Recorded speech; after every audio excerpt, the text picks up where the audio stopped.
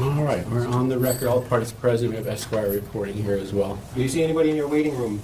We do have people on the Zoom. They just haven't turned on the Zoom. Here, no, they have turned on it. You'll see them in a second. You are in the meeting now. All right, so I see the names of the people. I don't know if you see their names, but you can see their pictures. Yes, there's Dr. Schwartz. All right, and so we're here for the Spencer hearing in the case of the state of Florida versus Jose Soto-Escalera. It's case number 18 CF 2614. And from the defense, any additional evidence for the court to consider in its decision-making process? Yes, Judge. You'll see on the Zoom we have Shari Schwartz, our mitigation specialist. She, I think, can offer a better insight into the history of Jose's family than his family. I think she may be a better historian of those facts, and we'd like to take some testimony from her on that issue. She has prepared a report, Judge. I only have the one copy, I think. No, we have an extra copy. We can give a copy to the court. I don't know if Ms. Schwartz will be reading it in its entirety or whether we'll just go over it point by point. Sure. State have a copy as well? We do now. We just got it. All right. So that's what we would call at this time, Judge. All right, so Ms. Schwartz, if you raise your right hand, I will swear you. Do you swear affirm the testimony you're about to give will be the truth, the whole truth, and nothing but the truth? I do. All right, Mr. Burns, you may inquire. Tell us who you are and what are your qualifications for the work that you do, Ms. Schwartz? My name is Sherry Schwartz, and I have a PhD in psychology from Florida International University, and I work primarily as a mitigation and specialist sentencing advocacy, but I also do victim advocacy work as well, not on the same case. And how long have you been so engaged? Since 2010. I started with the Miami-Dade Public Defender's Office Capital Litigation Unit in January 2010, and then I went out on my own in January of 2014. Is that when you founded Panther Advocacy and Litigation Sciences? Correct. And how long have you been involved in this case? It's a little, just shy of 2 years. Where are you coming to us from right now? I am in West Virginia working, not on vacation, or I would be in court. And Very I good. apologize for that. No, that's fine. Do you have the report that you prepared with you? I do. I just have it off to the side, unless you wanted me to read it, or did you just want to ask me questions? However you want to do it is fine. I'll just ask you some questions, but I'm going to kind of run through it topic by topic. If you want to refer to it, go ahead. Just let us know if you're doing it. Okay. I first want to address the title. It's a biopsychosocial report. What exactly does that mean?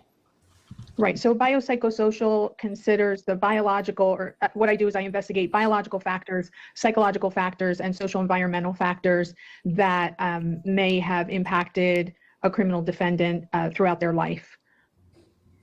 And where do you derive the information that gets you to form your conclusions and write a report such as you have done? Mostly it comes from interviews of the defendant, but also family, any family members, any friends, coaches, teachers, anybody that knows the defendant or remembers the defendant from a long time ago, even if they haven't seen them in a long time. These are potential sources of information. Also records, things like jail records. If somebody has served a prison sentence previously, then I would request those sorts of records. So basically any kind of information, medical records that might yield some information on these biological, psychological, and social environmental factors. So it's not overstating it to say that you're essentially trying to reconstruct, in this case, Jose's life from start to the present moment. No, I don't think that's an overstatement. But certainly there's a focus on these particular factors that may be relevant to to why the person is in the situation that they're in today. But you certainly cast a wide net as far as people that you might seek information from. Correct. Were you able to observe, whether on television or in person here in court, the testimony from Jose's family in the penalty phase? I was in court, yes. And those are all persons that you have met and conversed with before, yes? Yes, we went to Connecticut and spoke with them. Is there anything that you think is significant that did not come out in their testimony regarding Jose's prior history or family history that you would like the court to consider? And you can refer to your report if you wish. Okay, I'm not referring to it yet, but I may just look through to make sure I didn't miss anything, because I neglected to mention I'm also a college professor, yet somehow when I'm testifying, I get very nervous, so I apologize. So one of the things with Jose's mom, so if I take it in chronological order, Jose's mom was 14 years old when she met his dad, who was 20. Right. And so they were in Bridgeport, Connecticut. This is criminal behavior. It was criminal behavior back then on the part of Jose's dad. Mom winds up pregnant with a son that was not Jose. He had an older brother who only lived a few months. Dad, Concepcion Soto, when she got pregnant, they left the state of Connecticut. They went back to Puerto Rico. Well, not back, because she was always in Connecticut since she was a little girl, but he took her to Puerto Rico where his family was. And she had the baby there, but they were in an area of Puerto Rico where there was no major hospital. She's a child herself. She has no car, no access to transportation, hardly any money, and the baby became sick. Dengue fever was an epidemic at that time, and that's what the baby contracted. And depending on who you ask, if you ask Jose's dad, he'll say that the baby was just sick and passed away. But of course, if from mom's side, he wouldn't take her and the baby to the hospital.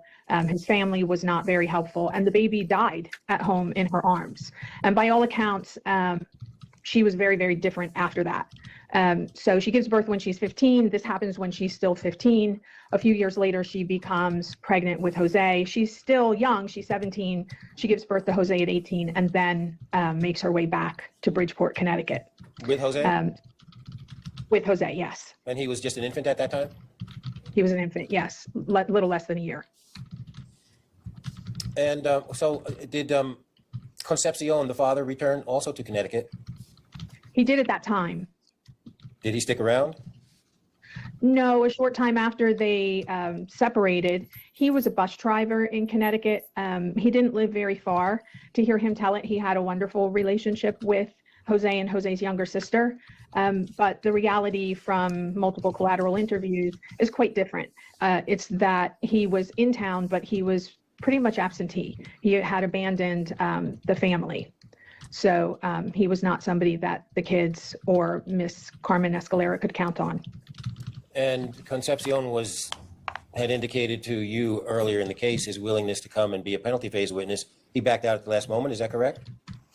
Yes, and we got two different reports. He told one member of the family that he had contracted COVID. He told another member of the family that he had a stroke. What about alcohol or drug use in the family when Jose was growing up? So Carmen, presumably to deal with the trauma of losing Jose's older brother and then having to be a single mom, and they came from meager means. There's no shame in that, but they really didn't have very much. And to deal with her pain, the trauma, whatever was going on with her, she began to drink heavily. And this was noted by her family, her sisters, Jose's cousins that were in court. And so she didn't take care of the kids, Jose and his sister. They were living in the same building. The family all lived in the same building. It was a close-knit family in that regard. But Jose was raised or living in his aunt's homes in the building. What was the source of income? Who was working what jobs? Do you know? I don't know everything, and I honestly don't know if Dad paid any kind of support. I don't think that he did. He may have provided something here or there, but I don't think he was on any sort of formal child support order. Was Jose's family receiving public assistance? Well, the housing that they were living in was definitely a housing project. So in that way, yes. But in terms of monthly checks, things like that, I don't know.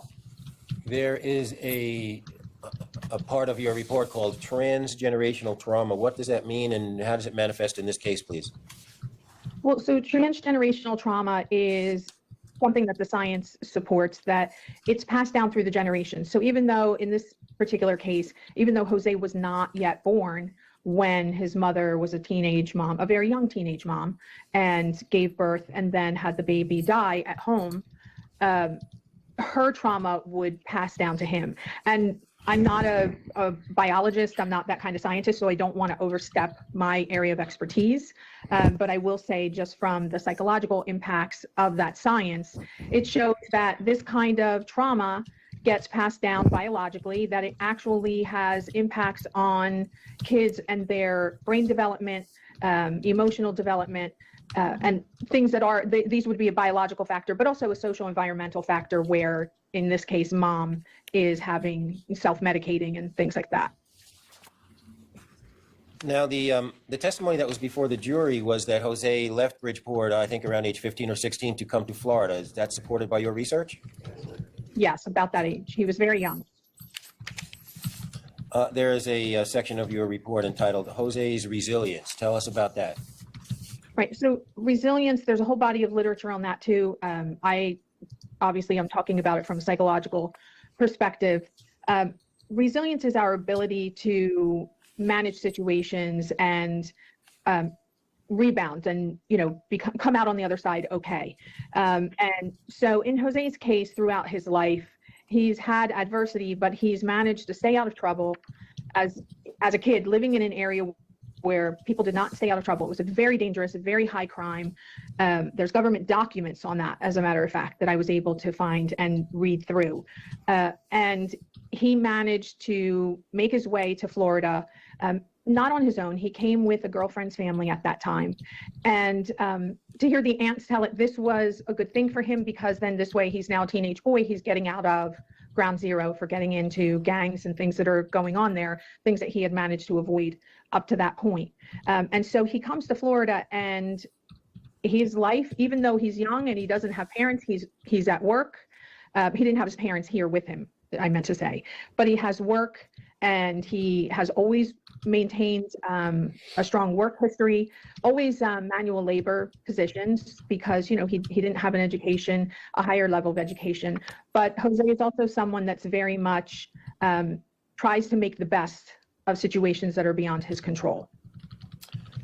There is a section in your report, I'll confess I have some trepidation in questioning you about it, but I think it's relevant.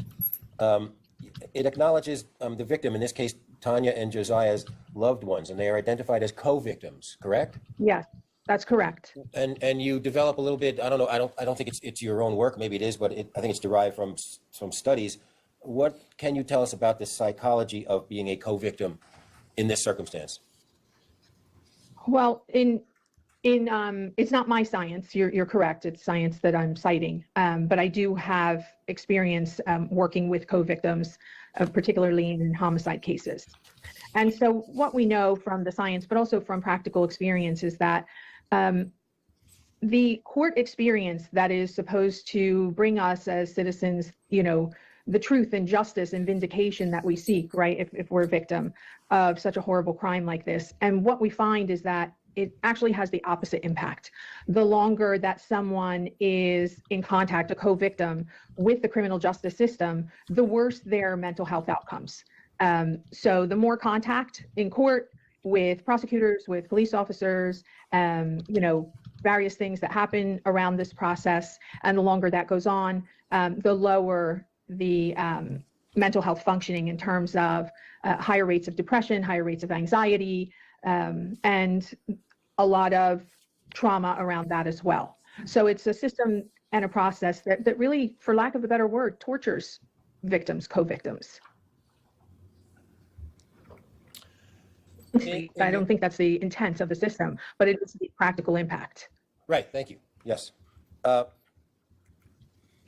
In your work on the case in the past 2 years, you have conversed with and interacted with Jose? Yes. There's a section, I think it's toward the end of your report, entitled Empathy for the Victims, Authentic Empathy for the Victims. What can you tell us about that, please?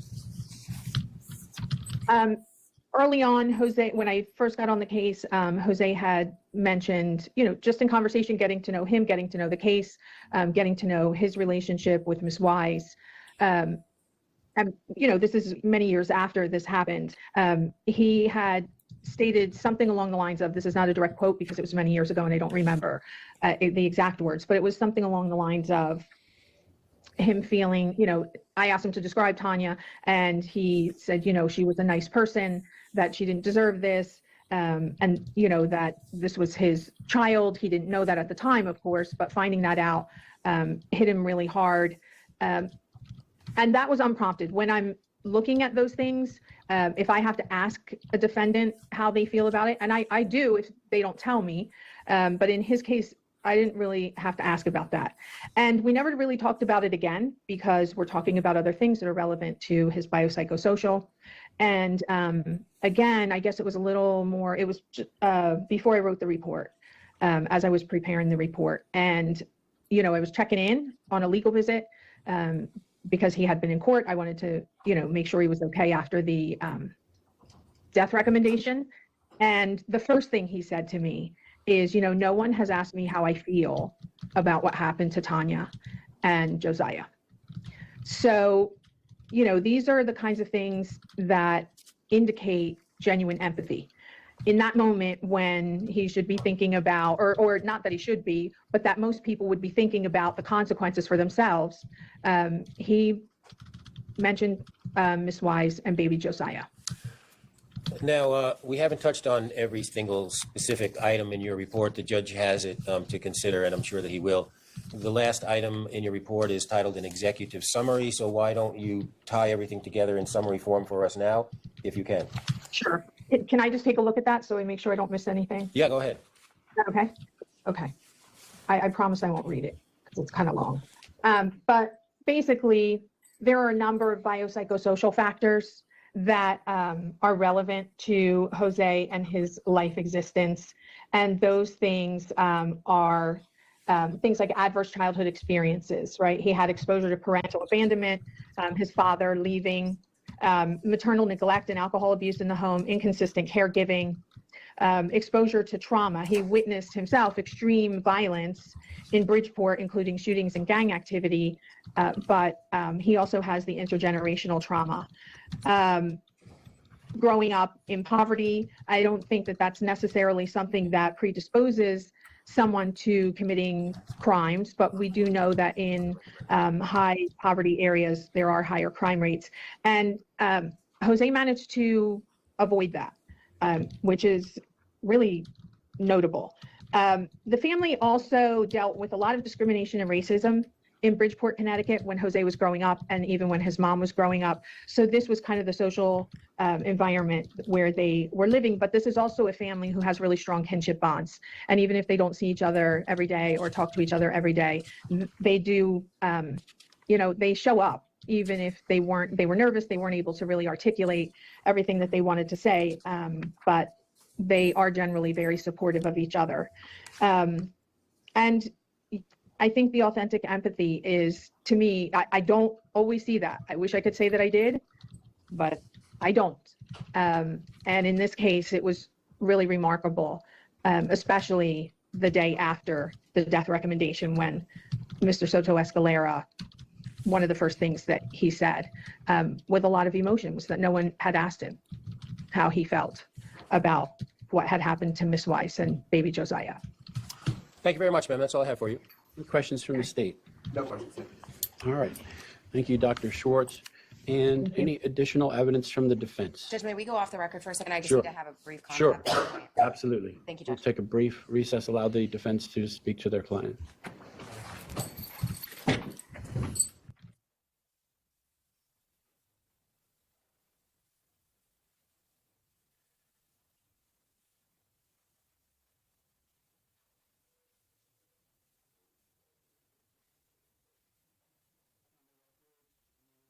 Has had time to confer with Mr. Soto-Escalera. Any further evidence from the defense? Well, Judge, I did have some commentary to make and some argument to make. However, Correct. But outside of argument, No more. Well, Mr. Soto-Escalera wants to speak, Judge. I do believe. okay.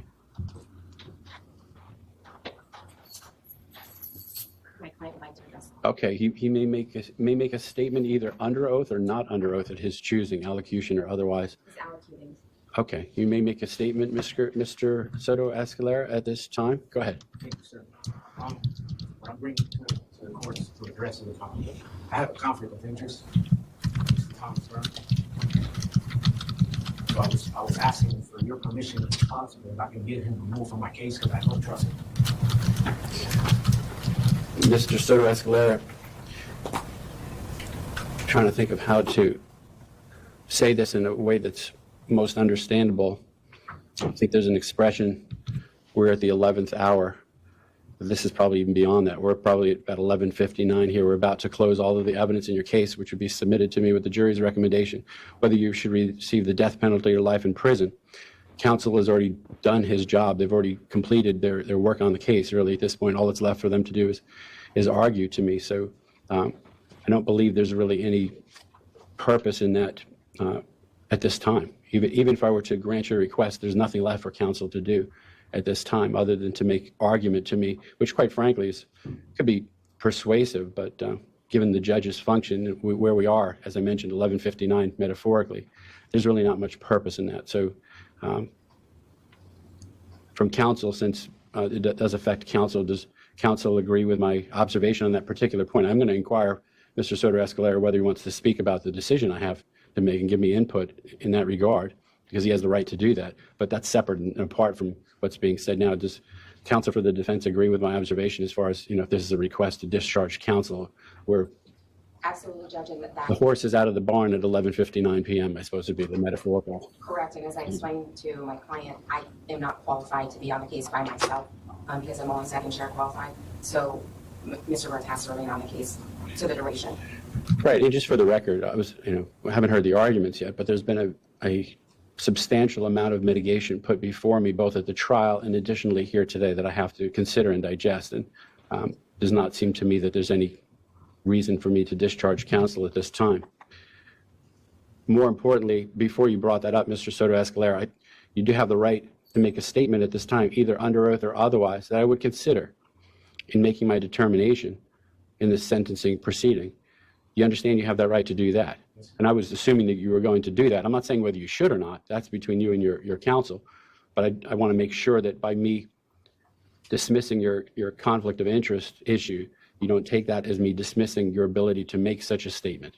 Do you wish to make such a statement, or do you wish to talk to your counsel about whether you wish to do that at this time? The only reason why I brought it up, Your Honor, is because something has surfaced with a witness, and it was recorded in audio.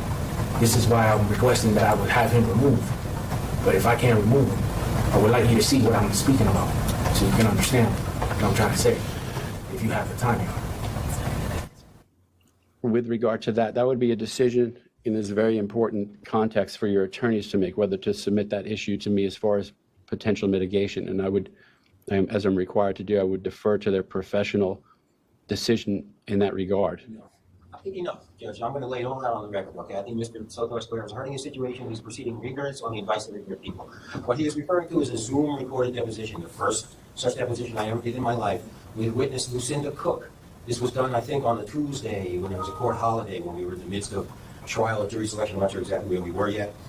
And before Ms. Cook joined, there was a recording with chit-chat between me and Mr. Richardson about witnesses in the case, about the state of the case, about why I was calling witnesses and not calling witnesses, and complaining about somebody who had Ms. Minton's credit card and was going over the limits, and chit-chatting as counsel do between themselves waiting for a witness.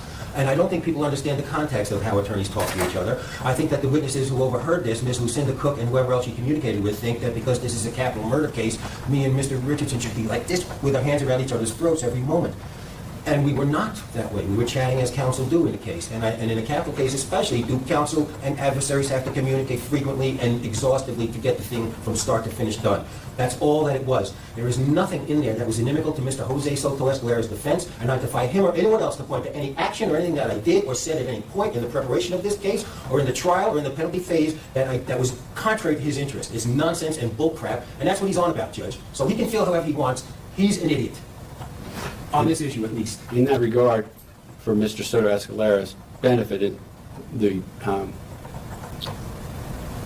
people who are here observing this proceeding, regardless of the court's sentencing decision, whether I impose a life sentence or a death sentence, there are appeals that take place directly, and then indirect appeals which relate to assistance of counsel, whether the defendant received proper assistance of counsel.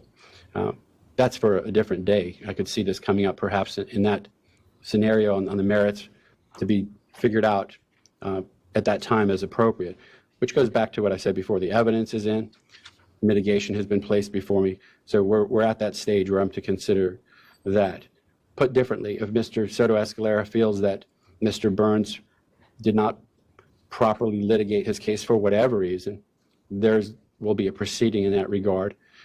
But to be fair to Mr. Burns' respected counsel before the court, usually what has to be shown, or what would have to be shown, is something of substance, not just some idle remark we see from criminal defendants all the time, like, my attorney is working for the state, because look, they're smiling at each other and they're acting as professionals and not constantly cursing and berating each other and putting each other down. That's not the expectation of the court. In fact, we foster the opposite as professionals, that they get along, because once this case is over, they'll be on to a next case, and so will I.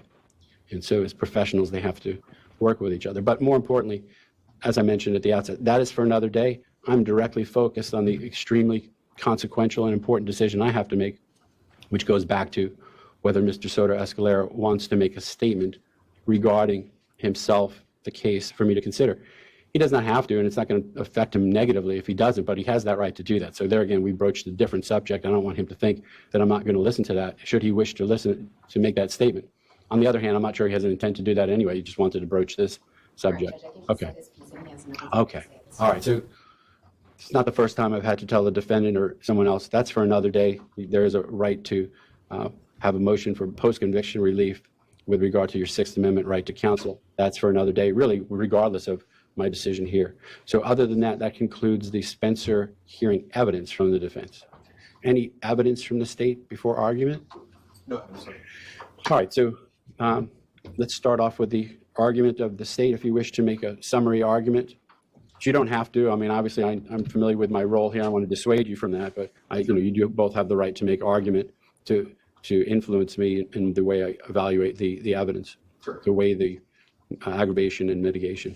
Yes, sir. I would just say that based on the extensive evidence that was adduced in the trial and the penalty phase, based on the findings, the aggravated factor findings of the jury, as well as the verdicts of the jury as a whole, in the state request that the court impose 2 death sentences in this case on both counts. Thank you. Thank you. And the defense, Mr. Burns. Yes, I do have a few comments to make, Judge, in the nature of argument, some of them addressing aggravators and some just in general.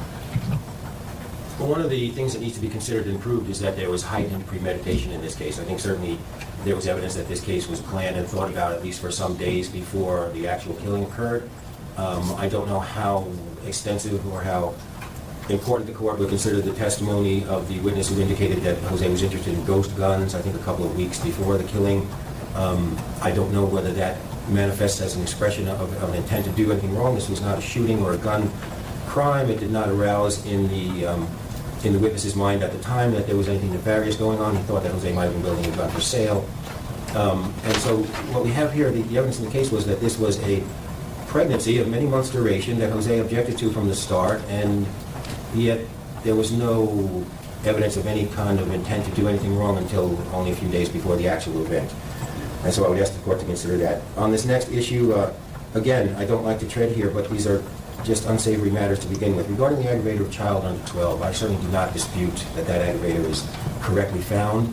I do offer for the court's consideration that the manifestation of that aggravator in this case is as mild as could be. I don't want to state it any more bluntly than that, but what we lost here and what we mourn here in Josiah, we lose and mourn speculatively. There's no personality that has been evinced, and so I think that although that aggravator is properly found, it could be even more horrible. We have testimony from Raul Benasco relative to the court imposing a life sentence without the possibility of parole, which is what I'm asking for in regards to each victim. That Jose's been fined while he's been incarcerated for many years in a county jail, which is not designed for long-term incarceration. He would be a good prisoner. He has skills to offer. They work them hard in prison. Jose has skills to offer. I also want to ask the court to consider that the nature of persons who ought to be executed should be such that Jose doesn't really fit the category.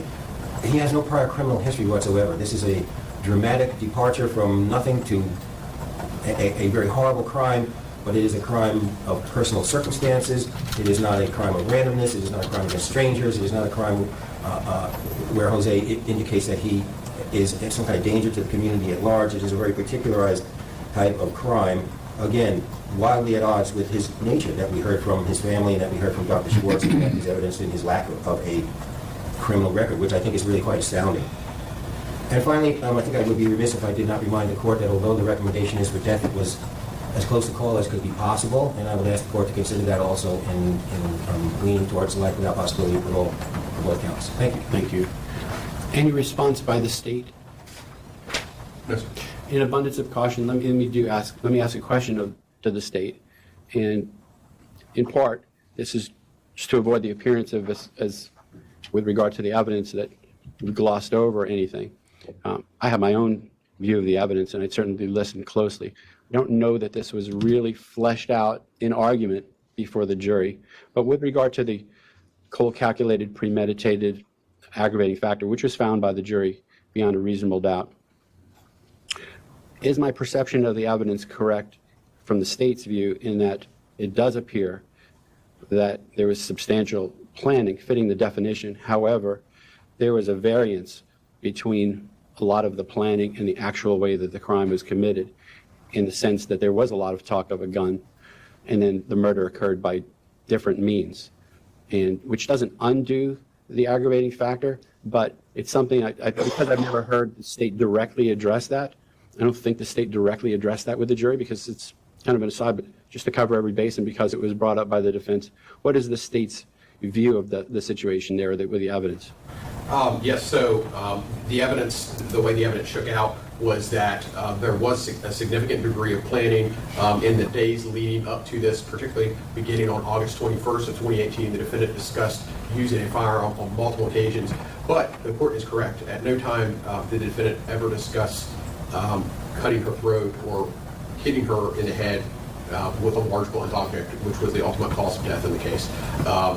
So, although there was much discussion, and I think he did go back and forth on the way he would kill her, I don't recall any specific statement regarding either cutting her throat or hitting her in the head with a large blunt object. He also did discuss using a second person, presumably Eric Alvarado, but again, there's no evidence that was actually carried out. And there was discussion, I have this in my notes, but just in an abundance of caution, there was discussion between the defendant and Mr. Alvarado in the garbage truck about the location of where the crime would occur. Yes. The route, the garbage route. Oh, yeah, in several different conversations. Right. Yes, sir. All right. Well, particularly given what was brought up with regard to counsel and so forth, I do want to commend the attorneys for their fine work. And no one can do that better than me because it's right now squarely before me. Let me tell you where I am in the case. This is one of those situations where, as a judge, you could try to put the case out of your mind as much as possible. But I've found doing this that even when you think you're doing that, you're still thinking of this case. And I've been constantly thinking about it. I'm far along in my analytical process. However, more has been put before me today, particularly fleshing out other suggested mitigation and a few others that are also new suggested mitigation. So I have that to shore up, but I do intend to finalize my decision and announce my decision this Friday, which is the 10th at 1:30. There's a chance that I'm not done by then, but I think I will be done by then. There again, I'm far along, and I appreciate the doctor's report. I will review it in exquisite detail and dissect it along with my notes to make the final decision in this case. Either way, the decision of the court must be in writing. So I will announce the decision on Friday at 1:30, and we'll see you then. Yes, sir. Thank Thank you. you, Your Honor. Go off the record. And I'll end this.